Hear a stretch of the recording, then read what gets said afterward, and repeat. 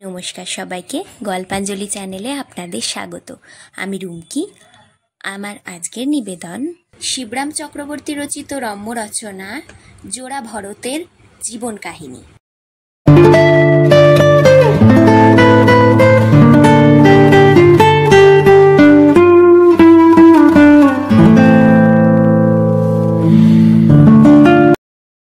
বেশ কিছুদিন আগেকার কথা, গত শতাব্দীর শেষের দিকে। তখনও তোমরা আসনি পৃথিবীতে। আমিও আসবো কি না তখনও আন্দাজ করে উঠতে পারছিলাম না। সেই সময়ে বারাসাতে এই অদ্ভুত ঘটনাটা ঘটেছিল। অবশ্য তারপর আমিও এসেছি, তোমরাও এসেছো। আমি আসার কিছুদিন পরেই দিদিমার কাছে গল্পটি শুনি। তোমাদের দিদিমারা নিশ্চয়ই বারাসাতের নন, কাজেই তোমাদের শোনাবার ভার আমাকে নিতে হলো। সেই সময়ে একদা সুপ্রভাতে বারাসাতে রামলক্ষণ ওঝার বাড়ি যমজ ছেলে জন্মালো। যমজ কিন্তু আলাদা নয়, পেটের কাছটাই মাংসের যোজক দিয়ে আশ্চর্য রকমে জোড়া।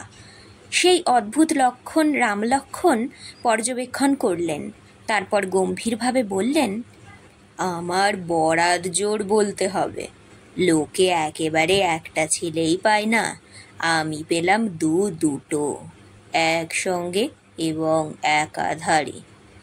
ডাক্তার এসে বলেছিল, কেটে আলাদা করার চেষ্টা করতে পারি, কিন্তু তাতে বাঁচবে কিনা বলা যায় না। রামলক্ষণ বললেন, যেমন আছে তাই ভালো। ভগবান দিয়েছেন, কপালের জোরে ওরা বেঁচে থাকবে। ছেলেদের নাম দিলেন তিনি রামভরত ও শ্যামভরত। পৌরাণিক যুগে জড়ভরত ছিল, তার বহুকাল পরে কলিযুগে এই বিস্ময়কর আবির্ভাব জোড়াভরত। জোড়াভরত প্রতিদিনই জোরালো হয়ে উঠতে লাগলো, ক্রমশ হামাগুড়ি দিতেও শুরু করলো। 4 হাতের 4 পায়ের সে এক অদ্ভুত দৃশ্য। কে একজন যেন মুখ বেঁকিয়েছিল, ছেলে না তো চতুষ্পদ। রামলক্ষণ তৎক্ষণাৎ তার প্রতিবাদ করেছিলেন, চতুর্ভুজও বলতে পারো, সাক্ষাৎ ভগবান। সকালে উঠেই মুখ দেখি, মন্দ কি? তারপর পুনশ্চ জোর দিয়েছিলেন, হ্যাঁ, নেহাত মন্দ কি। ক্রমশ তারা বড় হলো। ভাইয়ে ভাইয়ে এমন মিল কদাচ দেখা যায়। পরস্পরের প্রতি প্রাণের টান তাদের এত প্রবল ছিল যে কেউ কাউকে ছেড়ে একদণ্ডও থাকতে পারে না। তাদের এই অন্তরঙ্গতা যে কেউ লক্ষ্য করেছে সেই ভবিষ্যৎবাণী করেছে যে এদের ঘনিষ্ঠতা বরাবর থাকবে, এদের ভালোবাসা চিরদিনের। সকলেই বলেছে যে ভাই ভাই ঠাঁই ঠাঁই একটা প্রবাদ আছে বটে, কিন্তু যে রকম ভাবগতি দেখা যাচ্ছে তাতে এদের 2 ভাইয়ের মধ্যে কখনো ছাড়াছাড়ি হবে না। দুঃস্বপ্নেও এমন আশঙ্কা করা যায় না। এদের আত্মীয়তা কোনোদিন যাবার নয়। না, বাংলাদেশে আদর্শ ভ্রাতৃত্বের জন্য মেডেল দেবার ব্যবস্থা সে সময়ে থাকলে সে মেডেল যে ওদেরই কুক্ষিগত হতো এ কথা অকুতভয়ে বলা যায়। 2 ভাই একসঙ্গেই খেলা করত, একসঙ্গে বেড়াতো, একসঙ্গে খেত, আঁচাতো এবং ঘুমোতো। অন্য সব লোকের সঙ্গ তারা একেবারেই পছন্দ করত না। সব সময়েই তারা কাছাকাছি থাকতো, একজনকে ছেড়ে আরেকজন খুব বেশি দূরে যেত না। রামলক্ষণের গিন্নি তাদের এই সুগুণের কথা জানতেন। এই কারণে যদি বা কখনো কেউ হারিয়ে যেত, স্বভাবতই তিনি অন্যজনের খোঁজ করতেন। তার অটল বিশ্বাস ছিল যে একজনকে যদি খুঁজে পান তাহলে আরেকজনকে অতি সন্নিকটেই পাবেন, এবং দেখা গেছে তার ভুল হতো না। আরও বড় হলে রামলক্ষণ ওদের গরু 2 বার ভার দিলেন। রামলক্ষণের খাটাল ছিল, সেই খাটালে গরুরা বসবাস করত। তাদের দুধ বেচে ওঝা মহাশয়ের জীবিকা নির্বাহ হতো। রামভরত গরু দুইত, শ্যামভরত তার পাশে দাঁড়িয়ে বাছুর সামলাতো, কিন্তু সব দিন সুবিধে হয়ে উঠত না। একদিন দুরন্ত বাছুরটা অকারণে পুলকে লাফাতে শুরু করত। শ্যামভরতকেও তার সঙ্গে লাফাতে হতো। তখন রামভরতের না লাফিয়ে পরিত্রাণ ছিল না। রামভরতের হাতে দুধের বালতিও লাফাতে ছাড়ত না, এবং দুধের অধঃপতন দেখে দাওয়ায় দাঁড়িয়ে রামলক্ষণ স্বয়ং লাফাতেন। এত লাফালাফি সহ্য করতে না পেরে রামলক্ষণের গিন্নি একদিন বলেই ফেললেন, দুধের বাছা, ওরা কি দুধ দুইতে পারে? রামলক্ষণ বিরক্তি প্রকাশ করেছেন, না, কিছু হবে না ওদের দিয়ে, স্কুলেই দেব। হ্যাঁ, স্কুলের নামে দু ভাইয়ের মুখ শুকিয়ে এতটুকু হয়ে গেল। একদিন তো বাছুরটা শ্যামভরতকে টেনে নিয়ে ছুটতে আরম্ভ করলো। রামভরতকে তখন দুধ দোয়া স্থগিত রেখে অগত্যা বাছুর এবং ভাইয়ের সঙ্গে দৌড়তে হলো। রামলক্ষণ সেদিন স্পষ্টই বলে দিলেন, না, তোরা আর মানুষ হবি না, যা তবে স্কুলেই যা। তাহলে স্কুলে গিয়ে দু ভাইয়ের অবস্থা আরও সঙ্গীন হলো। একসঙ্গে স্কুলে যাই, স্কুল থেকে আসে, কিন্তু সে কথা বলছি না। মুশকিল হলো এই, এক ভাই লেট করলে আরেক ভাইয়ের লেট হয়ে যায়। সেই অপরাধের সাজা দিতে এক ভাইকে কনফাইন করলে আরেক ভাই তাকে ফেলে বাড়ি চলে আসতে পারে না, তাকেও আটকে থাকতে হয় বিনা দোষেই। একজন যদি পড়া না পারে এবং তাকে মাস্টারমশাই বেঞ্চির ওপর দাঁড় করিয়ে দেন, তখন অন্য ভাইকে নিখুঁতভাবে পড়া দেওয়া সত্ত্বেও সেই সঙ্গে বেঞ্চে দাঁড়াতে হয়।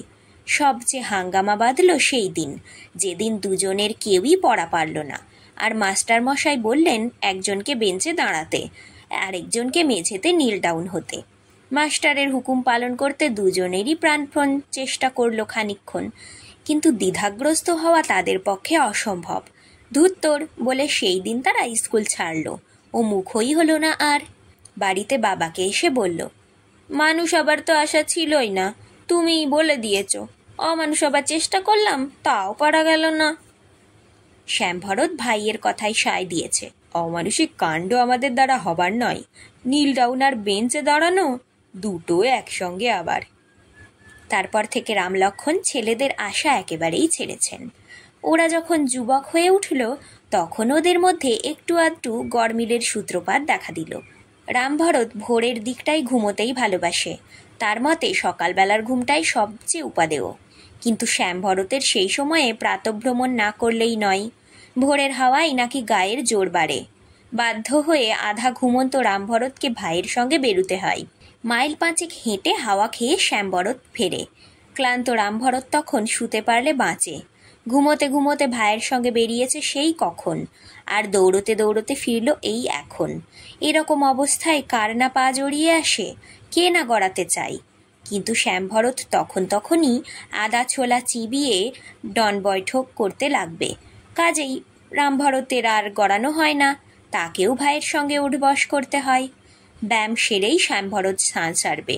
রামভরত বিছানার দিকে করুণ দৃষ্টিপাত করে তেল মাখতে বসে। কি করবে, স্নান সেরেই শ্যামভরতের রুটির থালার সামনে বসা চাই। সমস্ত রুটিন বাধা। ব্যায়াম করেছে, ভোরে হেঁটেছে, তার চোঁচো খিদে। বেচারা রামভরতের রাত্রে ঘুম হয়নি, ভোরেও তাকে জাগতে হয়েছে, দারুণ হাঁটাহাঁটি। তারপর ফিরে এসেই এক মুহূর্তে পায়নি।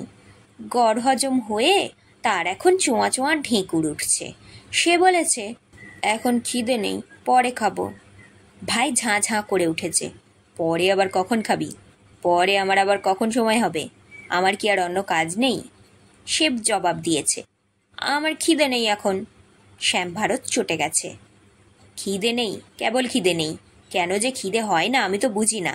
কেন, তুমিও তো ব্যায়াম করেছো বাপু, তবে খিদেই আমি মরে যাচ্ছি আর তোমার খিদে নেই, এ কেমন কথা? কাজেই রামভরতকে গড় হজমের ওপরেই আবার গলাধোগরণ করতে হয়েছে। খাওয়া দাওয়া সেরে প্রথম সুযোগেই রামভরত ভাইকে বিছানার দিকে টেনে নিয়ে গেছে। এবার একটু শুলে হয় না? শোয়া আর শোয়া, দিন রাত কেবল শোয়া। কি বিছানায় চিনেছ বাবা? শ্যামভরত গম্ভীরভাবেই ছিপ হাতে নেয়।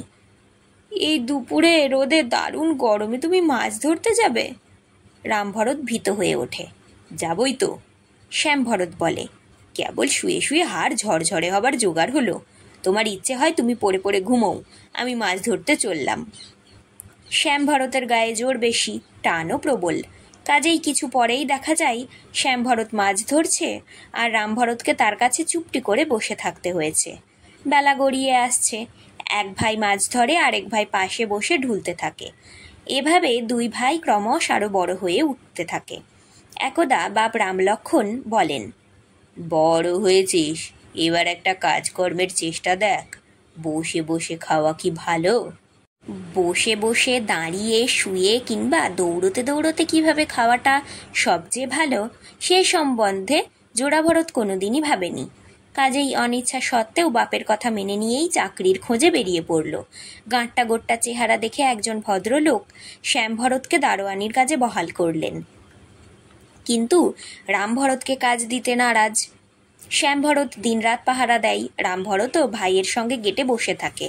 ভদ্রলোক শ্যামভরতের খোরাকি দেন, রামভরতকে কেন দেবেন? রামভরত তো তার কোনো কাজ করে না। সে যে গায়ে পড়ে, উপরন্তু তার বাড়ি পাহারা দিয়ে দারোয়ানির কাজে বিনে পয়সায় অমনি পোক্ত হয়ে যাচ্ছে, তার জন্য তিনি যে কিছু চার্জ করেন না, এই যথেষ্ট। 3 দিন না খেয়ে থেকে রামভরত মরিয়া হয়ে উঠে বলল, আমি তাহলে গাড়োয়ানিই করব।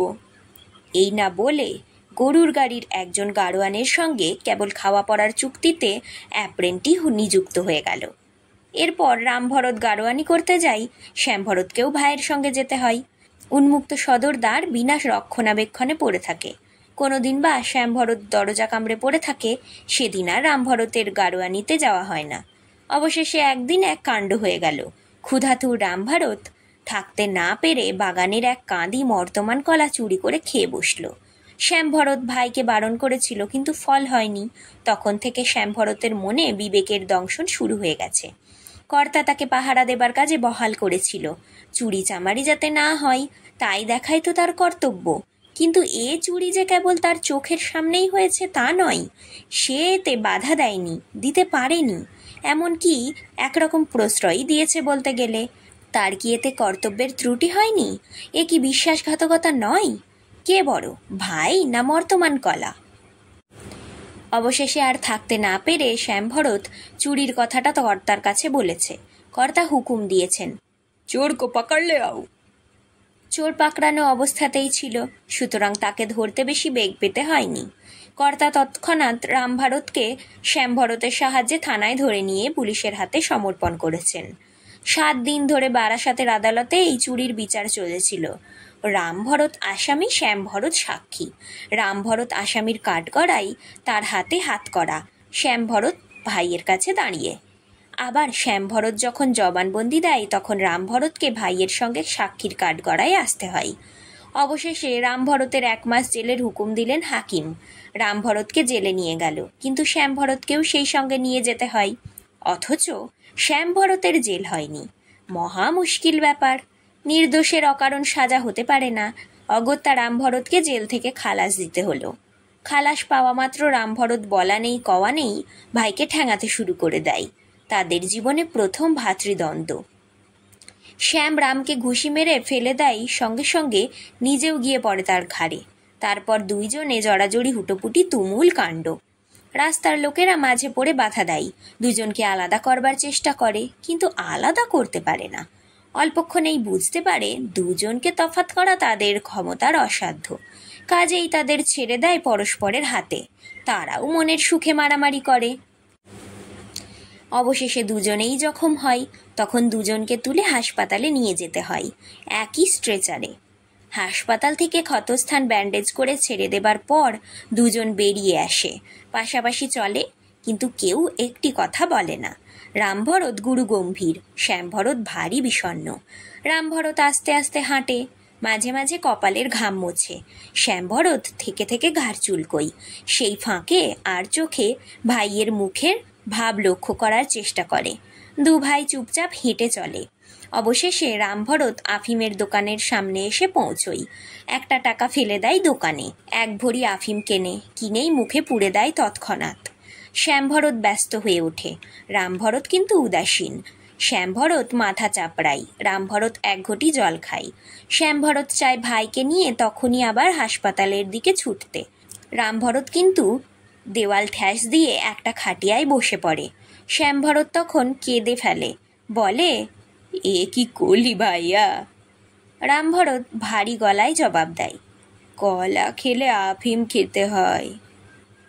আচ্ছা, তুই এবার যত খুশি কলা খাস, আমি আর বলবো না। শ্যামভরত লুটিয়ে পড়তে চায় মাটিতে। রামভরত গম্ভীর হয়ে ওঠে, আফিম খেলে আর কলা খেতে হয় না।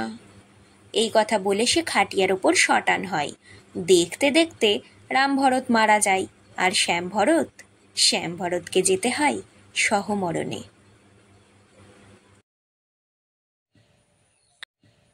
আজকের গল্প পাঠ এখানেই শেষ। গল্প পাঠ ভালো লাগলে অবশ্যই একটা লাইক দিয়ে যাবেন আর নিজের চেনা পরিচিত মানুষদের সাথে শেয়ার করে দেবেন।